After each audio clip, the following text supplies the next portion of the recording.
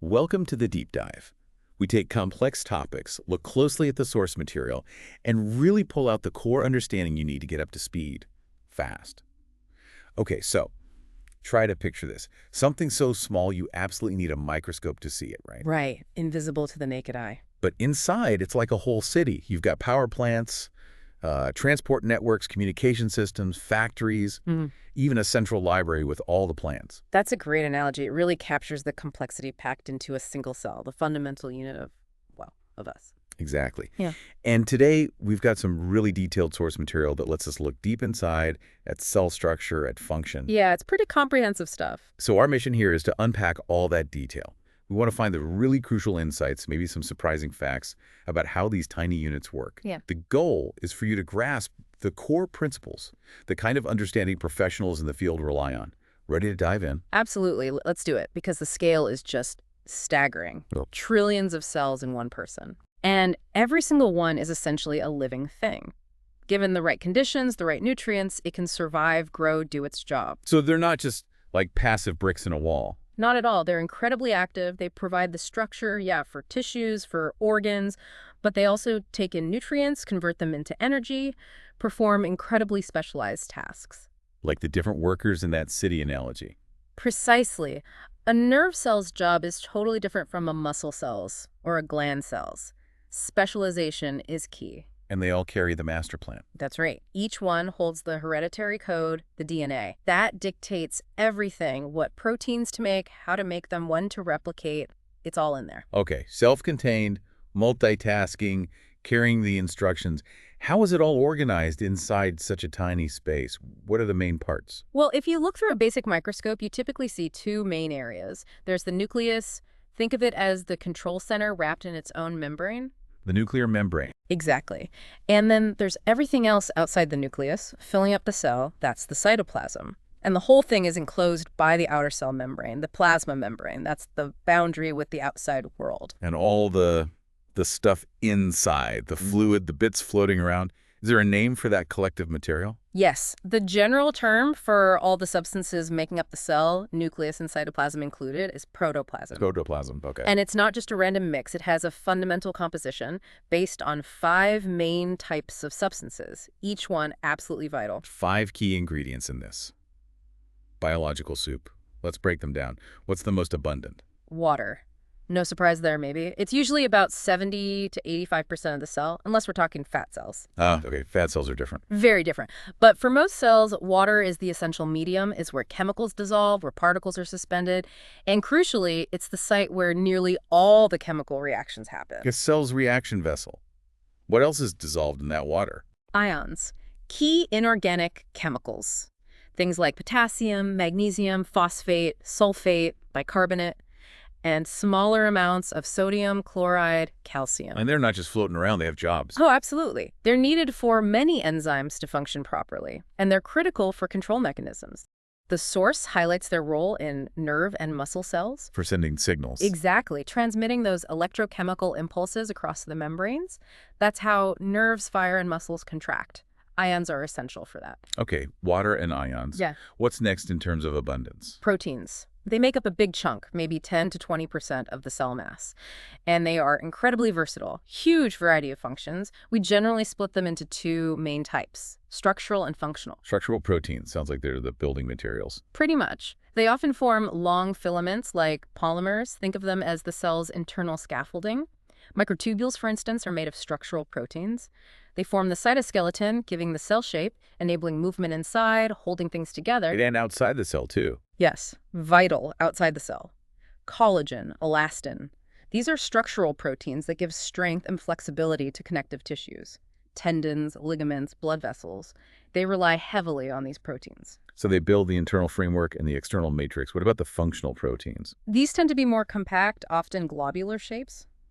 Their main role, and it's a massive one, is as enzymes. The catalysts. Exactly. Enzymes speed up virtually all the chemical reactions inside the cell, breaking down glucose for energy, building new molecules. That's mostly enzymes doing the work. They can float freely or be attached to membranes, working in specific locations. Builders and workers. Correct. Got it. What about lipids? Fats. Lipids are grouped because they dissolve in fat solvents, not water. They're about 2% of a typical cell's mass. But specific lipids are absolutely fundamental for structure. For the membranes. Precisely. Phospholipids and cholesterol are the stars here. Because they don't mix well with water, they naturally arrange themselves into that double layer, the lipid bilayer. This forms the basis of the cell membrane and all the internal organelle membranes. It's how life creates compartments. Those essential barriers. Keeps things organized. But you mentioned fat cells earlier. Lipids are much more abundant there. Oh yes, a major exception. Adipocytes, or fat cells, are packed with triglycerides, neutral fats, can be up to 95% of their mass. That's the body's main long-term energy storage. Like biological fuel tanks. Okay. And the last main substance, carbohydrates. Carbs are mainly about nutrition, providing energy. They also have some structural roles, usually attached to proteins or lipids, but cells don't store huge amounts, maybe 1% generally, up to 3% in muscle, 6% in liver cells perhaps. But they're easily accessible. Glucose is readily available from the fluid outside the cell, and inside, cells keep a small reserve stored as glycogen. Glycogen, that's the stored sugar. Right. It's an insoluble polymer of glucose. Think of it as a quick-access energy stash. It can be broken down rapidly when the cell needs a burst of fuel. Okay, water, ions, proteins for structure and function, lipids for barriers and storage, carbs for fuel.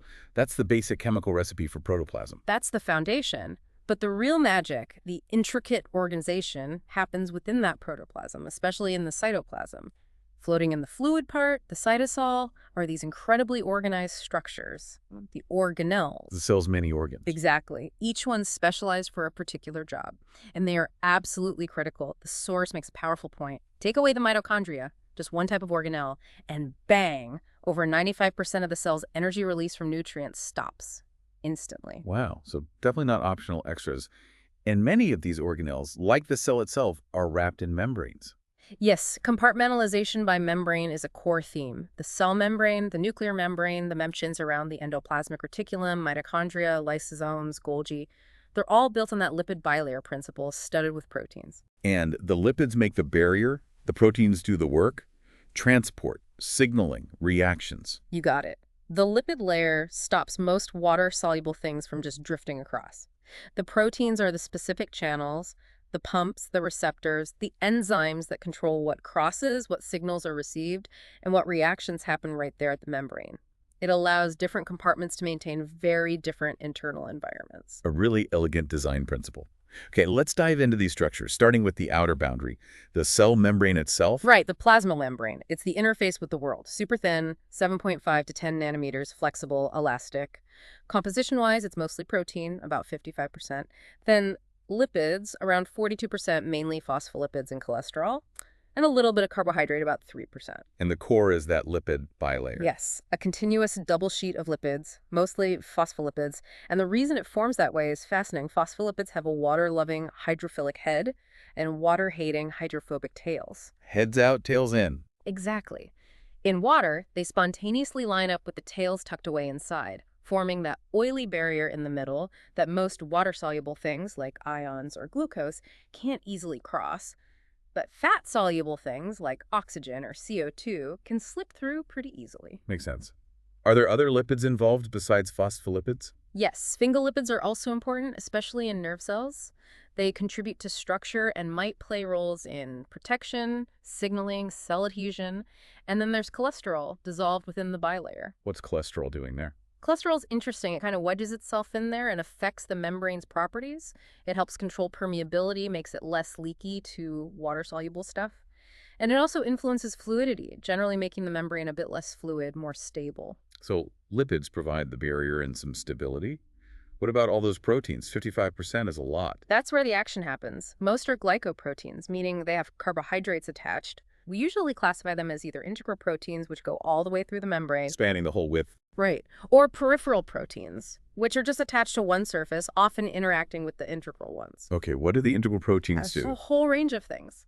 Many form channels or pores, selective tunnels for specific ions or water to pass through. Others are carrier proteins. They bind to a substance and physically shuttle it across. Sometimes this requires energy, especially if moving something against its concentration gradient that's active transport. Okay, channels, carriers, What else? Some integral proteins are enzymes anchored in the membrane to catalyze reactions right there. And a really critical function, they act as receptors. Receptors, Yeah, like docking stations for signal. exactly. They bind to specific molecules on the outside, hormones, neurotransmitters, things that can't cross the membrane themselves. When the molecule binds, the receptor protein changes shape. A conformational chain. Right. And that change is the signal. It triggers events inside the cell. Maybe it activates an enzyme attached to the receptor's inner part, or it kicks off a chain reaction involving second messengers within the cytoplasm. It's how the cell hears what's happening outside. Fascinating. So there are tunnels, transporters, workers, and communication hubs. What about the peripheral proteins? Peripheral proteins are often attached more loosely, usually on the inner surface, connected to integral proteins. They frequently function as enzymes themselves, or they act as controllers, sort of regulating the flow through the channels made by integral proteins. And the carbohydrates, they're on the outside surface. Yes, generally attached to the proteins, forming glycoproteins, or lipids, glycolipids, sticking out from the outer face of the cell. You also find proteoglycans, mostly carbohydrate chains attached to small protein cores loosely associated out there too. Together, this forms a kind of fuzzy coat called the glycocalyx. Glycocalyx. What's its purpose? It does several things. Many of the carbs have negative charges, so it gives the cell surface an overall negative charge, which helps repel other negatively charged objects. It's involved in cell adhesion, helping cells stick to each other. Parts of it act as receptors, like for the hormone insulin. And it plays a role in immune responses, helping the body recognize its own cells. So the membrane is this incredibly dynamic, functional boundary, much more than just a bag. Absolutely. Okay, moving inside that boundary, we're in the cytoplasm. That's everything between the nuclear membrane and the cell membrane. The fluid portion is the cytosol. The jelly-like stuff. Yeah, mostly water, but with dissolved proteins, electrolytes, glucose. And suspended within that cytosol, you find various particles, fat globules, glycogen granules, ribosomes. Ribosomes are protein factories. Right, and secretory vesicles, packages waiting for export, and then the major membrane-bound organelles. The ER, Golgi, lysosomes, peroxisomes, and mitochondria. Let's tackle the endoplasmic reticulum first. The ER is described as a network. A vast interconnected network, like a maze of tiny tubes and flattened sacs called cisternae, spreading throughout much of the cytoplasm. Its job is basically processing molecules made by the cell and transporting them around. Its walls are lipid bilayers packed with proteins, just like the outer membrane. And it has a huge surface area. Enormous. In liver cells, for example, the ER membrane area can be 30 or 40 times larger than the cell's outer membrane. The space inside this network, the endoplasmic matrix, is actually connected to the space between the two layers of the nuclear membrane. This massive surface area, plus all the enzymes embedded in it, makes it a major site for metabolic functions. Okay, when we hear about rough ER and smooth ER, what's the difference? The difference you'd see under a microscope tells you their main function. Rough ER looks rough because it's studded with ribosomes on its outer surface. The protein factories are attached. Exactly. Those ribosomes are busy making proteins. Many of these proteins are destined to be shipped out of the cell, or embedded in membranes, or sent to other organelles like lysosomes. As they're made, they get threaded into the ER matrix, where they start to fold and get modified. And smooth ER, no ribosomes. Right. Smooth ER looks smooth. Its primary role is synthesizing lipids, phospholipids, and cholesterol, for instance. These lipids are then used to build more ER membrane, allowing it to grow, or they get packaged into little transport vesicles that bud off. And where do those vesicles go? Often they head towards the Golgi apparatus. Smooth ER also has other jobs, though. It contains enzymes for breaking down stored glycogen into glucose when needed. And it's packed with enzymes crucial for detoxification, especially in liver cells breaking down drugs, toxins, waste products. Okay, so rough ER handles proteins, smooth ER handles lipids and detox. And those vesicles from the smooth ER travel to The Golgi apparatus, or Golgi complex. It's usually near the nucleus, and it's especially prominent in cells that secrete a lot of substances. Structurally, it looks like a stack of flattened, membrane-bound sacs, like pancakes. Its membranes are similar to the smooth ERs. And it works closely with the ER. Very closely. Those transport vesicles from the ER, carrying newly made proteins and lipids, travel to the Golgi and fuse with it, dumping their contents inside. The Golgi then takes these molecules and processes them further. Processing. like modifying them, finishing touches. Exactly. A common step is adding carbohydrate chains, glycosylation, to make glycoproteins or glycolipids. The Golgi then sorts these finished products and concentrates them, packaging them into new vesicles that pinch off from its edges. Think of it as the cell's post office sorting, packaging, and labeling for delivery. The source mentioned a time frame for secreted proteins. Yeah, it highlights how efficient this pathway is. An amino acid comes into a gland cell, gets made into a protein on the rough ER within minutes, travels to the Golgi, gets processed, and can be ready for secretion at the cell surface within maybe an hour or two total. It's a remarkable production line.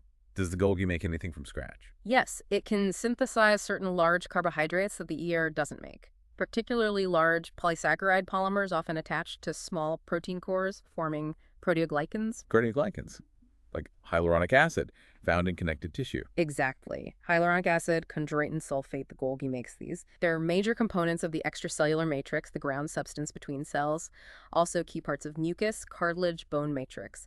They play roles in cell migration too, so the Golgi contributes these important structural molecules. Okay, so ER makes the basic proteins and lipids. Golgi processes, modifies, sorts, and packages them. What kinds of packages, what vesicles come off the Golgi? Several important types. First, secretory vesicles.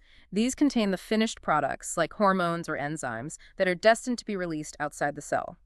They move to the cell membrane, fuse with it, and release their contents. That's exocytosis, often triggered by a signal like calcium influx. Okay, export packages, what else? Lysosomes. These vesicles budding from the Golgi become the cell's digestive system. We need to talk more about them.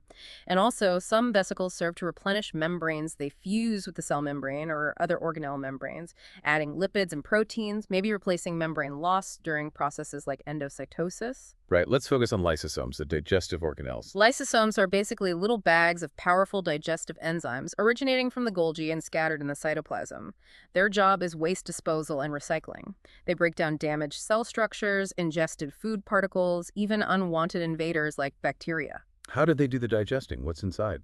They are packed with around 40 different types of hydrolytic enzymes, hydrolases. Hydrolases. They use water to break bonds. Exactly. They add water to split large organic molecules.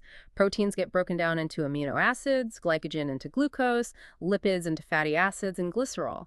They can digest almost anything cellular.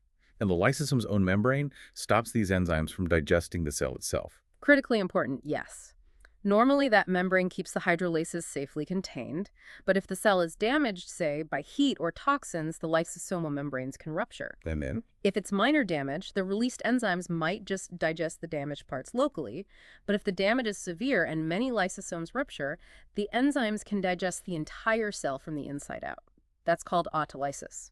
It's a way the body removes badly damaged cells so they can be replaced. A self-destruct mechanism, in a way. What about fighting bacteria? Lysosomes are crucial there, especially for immune cells like macrophages that engulf bacteria.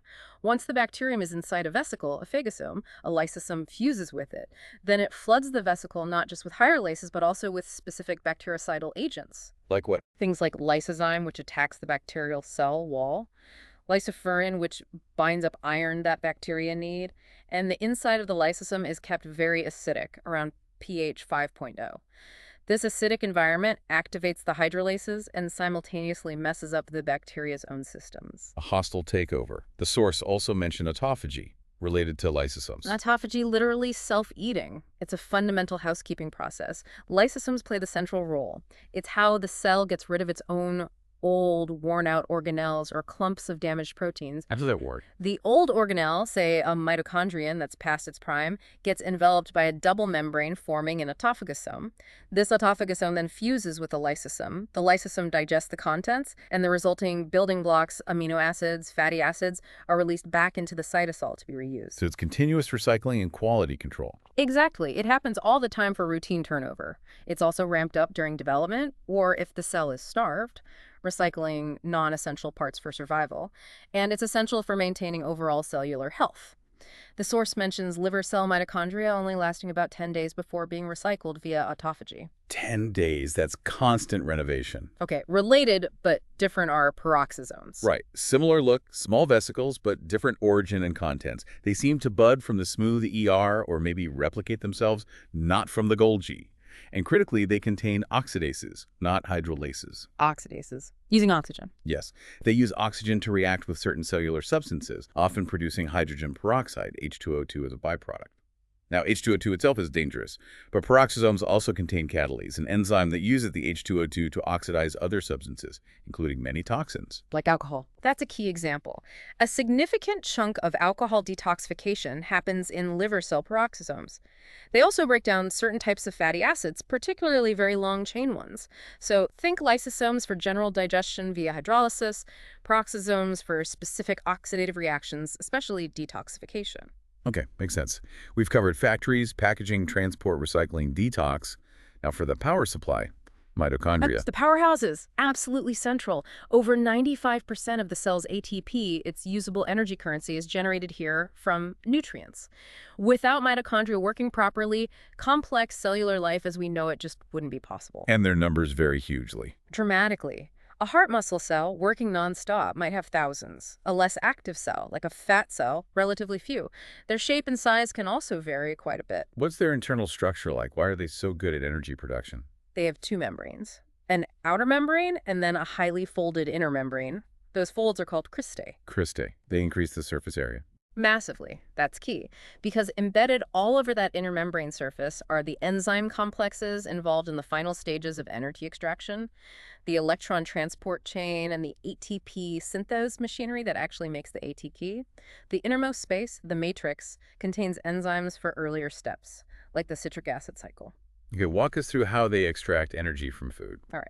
So nutrients glucose gets broken down to pyruvic acid in the cytosol first, then fatty acids, some amino acids. These fuel molecules enter the mitochondrial matrix. There, they're converted into a common intermediate called acetyl coenzyme A, or acetyl-CoA. Acetyl-CoA. Then what? Acetyl-CoA enters the citric acid cycle, also called the Krebs cycle, which takes place in the matrix. This cycle effectively breaks down the acetyl-CoA, releasing carbon dioxide as waste. Which just diffuses out of the cell. Right. And critically, it generates high-energy electrons, mostly carried by hydrogen atoms attached to special carrier molecules. And these electrons hold the energy. Yes. These high-energy electrons are then passed along a series of protein complexes embedded in the inner mitochondrial membrane, the electron transport chain. As electrons move down this chain, they gradually release their energy. Like water flowing downhill. Good analogy. And this released energy is used to pump protons, hydrogen ions, from the matrix across the inner membrane into the space between the inner and outer membranes. This builds up a steep proton gradient like charging a battery. Okay, so energy from electrons is stored as a proton gradient. How does that make ATP? The final step uses an amazing molecular machine called ATP synthase, also in the inner membrane. Protons flow back down their gradient through a channel in ATP synthase back into the matrix. This flow of protons drives a part of the enzyme to rotate, and this mechanical energy is used to stick a phosphate group onto ADP, adenosine diphosphate, making ATP, adenosine triphosphate. It's called chemiosmosis. Wow, so electron energy, proton gradient, rotational energy, chemical energy, and ATP. That's the essence of it. This process, oxidative phosphorylation, is incredibly efficient and produces the vast majority of the cell's ATP. The newly made ATP is then transported out of the mitochondrion to power everything else. And ATP itself. Yeah. Why is it the energy currency? It's a nucleotide adenosine triphosphate. The key is the bonds linking the last two phosphate groups. These are high-energy bonds.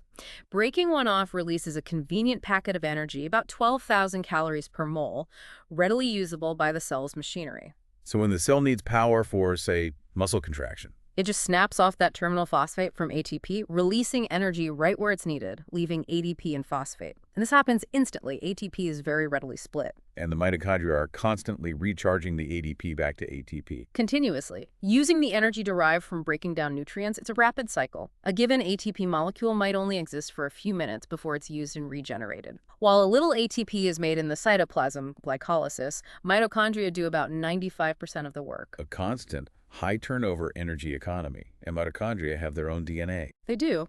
Separate from the nucleus. It's small, circular, more like bacterial DNA. It allows mitochondria to replicate themselves, making more power plants when the cell's energy demands go up, like during exercise training in muscle. Adaptable power generation. So all this ATP being chained out, what are the main things the cell spends it on? The source highlights three main categories of work fueled by ATP. First, transport. pumping ions and molecules across membranes, especially against concentration gradients. Things like sodium, potassium, calcium. Getting them where they need to be takes a lot of energy. Some cells, like kidney tubule cells, might spend up to 80% of their ATP just on transport. 80%, just moving stuff around. Okay, what's the second big use? Synthesis. Building all the complex molecules the cell needs, proteins, lipids for membranes, DNA, RNA, hormones, all require significant energy input. Making just one protein molecule can cost thousands of ATPs. Growing cells, which are synthesizing constantly, might use up to 75% of their energy for this. Building things is expensive. And the third? Mechanical work. The most obvious example is muscle contraction, huge ATP consumer. But other cells use ATP for movement too, like ameboid movement or the beating of cilia. Okay, transport, synthesis, mechanical work, powered by the constant flow of ATP from the mitochondria. That's the energetic heart of the cell. Which leads us nicely into cell movement. We know about muscle contraction, but the source highlights two other types, ameboid and ciliary movement. Let's start with ameboid. Ameboid movement is that crawling motion you see in single-celled amoebas. But it's vital for many cells in our own bodies, too. White blood cells use it to crawl out of blood vessels and hunt down pathogens. Macrophages use it to patrol tissues. Fibroblasts migrate into wounds using it. Skin cells move to close cuts. It's crucial during embryonic development for cells to get to the right places. And unfortunately, cancer cells can use it to spread. Yes, metastasis often involves ameboid movement. Sarcomas, the source notes, can be particularly good at it.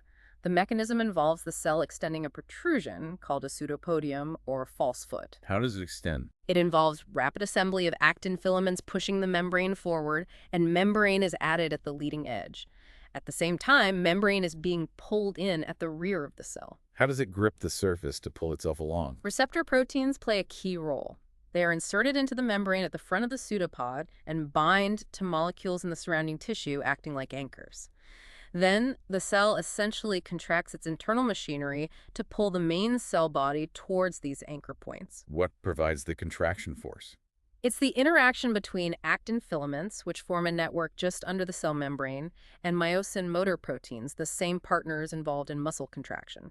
Using ATP, myosin pulls on the actin network, generating the force to move the cell forward and also helping to detach the rear end. So internal muscles pulling the cell along its anchors. And it's not usually random crawling. Often no. It's directed by chemical signals. That's chemotaxis. Cells move towards or away from certain chemicals. Causative chemotaxis towards, negative away. Exactly. If a chemical attractant is stronger on one side, the cell tends to form its pseudopod in that direction. It's how immune cells zero in on infection sites. Okay, that's amoeboid crawling. What about ciliary movement? This involves cilia, short, hair-like projections from the cell surface. There are two main types: motile cilia, which beat rhythmically, and non-motile or primary cilia, which don't beat but act as sensors. Where do we find the motile beating cilia? Key places are the lining of our respiratory tract, the airways, and the lining of the uterine tubes, fallopian tubes. In the airways, millions of cilia beat in coordinated waves, maybe 10-20 times a second, to propel a layer of mucus, trapping dust and microbes up towards the throat.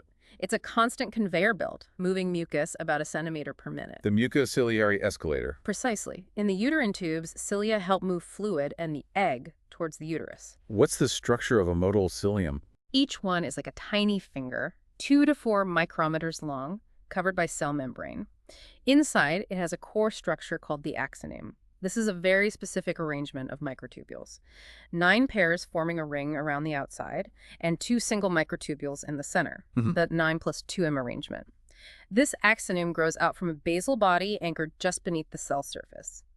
A sperm's flagellum has a similar core structure, just much longer and with a different wave-like motion. How does the beating motion happen? That whip-like stroke? It's a power stroke and recovery stroke. A fast, stiff forward beat pushes the fluid, then a slower, more flexible backward sweep minimizes drag. They all beat in sync to create flow. The mechanism involves the microtubules sliding past each other within the axoneme. Sliding? How? It requires ATP, magnesium, and calcium. Projecting from the outer microtubule pairs are arms made of a motor protein called dynein. Dynein is an ATPase. It uses ATP energy to walk along the adjacent microtubule pair. This walking causes the tubules to slide relative to each other, and because they're linked by other proteins, this sliding translates into bending, creating the beat. And the central pair might coordinate it. That's the thinking. How the beat is precisely controlled isn't fully known, but those central two microtubules might be involved in signaling to the dynein arms when to activate. Cilia that lack the central pair due to genetic defects often fail to beat properly. Okay, so modal cilia move fluids. What about the non-modal primary cilia? These are usually found one per cell. They don't beat. Their job is sensory. They act like little antennas, detecting chemical or mechanical signals in the cell's environment. They're involved in coordinating many signaling pathways important for cell growth, differentiation, and sensing the surroundings. A cellular antenna. Any examples? The source mentions kidney tubule cells. They have a primary cilium sticking into the tubule fluid. It acts as a flow sensor. When fluid flow bends the cilium, it triggers changes in calcium signaling inside the cell, affecting kidney function. Defects in primary cilia are actually linked to diseases like polycystic kidney disease, where cysts form. So cilia are either movers or sensors. It really reinforces how interactive cells are. Absolutely. And stepping back, considering this level of intricate organization, the organelles, the cytoskeleton, the coordinated movements, it's worth thinking about the evolutionary path to get here. The source touches on that, Yeah. comparing the complex cell to simpler forms. Yeah. Imagine the earliest things resembling life, like viruses, basically just genetic material in a protein coat. No metabolism, needs a host. Then compare that to bacteria. They have a membrane, cytoplasm, enzymes, ribosomes. They can metabolize and reproduce, but still relatively simple, no nucleus, fewer internal compartments. And the size difference is huge. Immense! A typical human cell is vastly larger and more complex than a bacterium. Over billions of years, life developed membranes for containment, enzymes for specific reactions, then organelles for specialized functions within that contain space, making processes much more efficient. Leading eventually to the eukaryotic cell, the nucleated cell we've been discussing. Right. And the evolution of the nucleus was a massive step. Why was the nucleus so important? It provided a protected compartment for the main genetic material, the DNA. This allowed for much more complex genomes and much finer control over gene expression. The nucleus acts as the central control center, coordinating everything the cell does, especially reproduction, ensuring that genetic information is passed on accurately. This level of control was probably essential for the evolution of complex, multicellular organisms with specialized tissues. A major leap in complexity and regulation. Absolutely fundamental. Wow, we've covered a huge amount, going from the basic chemical makeup, the protoplasm, right through to the sophisticated organelles like the ER, Golgi, lysosomes, mitochondria, and the dynamic membrane and cytoskeleton. Really understanding how this fundamental unit operates. And by digging into these details, the lipid bilayer, the specific protein functions, how the ER and Golgi form a production line, how lysosomes recycle, how mitochondria generate ATP, how the nucleus controls it all, you really are building that deep functional understanding that professionals use every day. It's the foundation. It's incredible how interconnected it all is. The ER feeding the Golgi creating lysosomes and vesicles, the mitochondria powering every single step. Yeah. All orchestrated within this microscopic space. The coordination is truly remarkable. You know, thinking about that precision, that choreography needed just for one cell to function, it makes you wonder, how do these fundamental mechanisms, happening at a scale we can't even see, reveal principles about complexity and organization that might apply way beyond biology to systems thinking in general? That's a great point. Or maybe consider this. How does knowing about this constant, intricate activity inside every cell, the synthesis, the transport, the energy conversion, the cleaning up, change how you perceive being alive? Every thought, every movement, every breath. It all comes down to these tiny engines running according to these incredibly precise rules we've just unpacked. Definitely gives you a new perspective, a lot to think about from the world inside the cell. Thanks for joining us for this deep dive.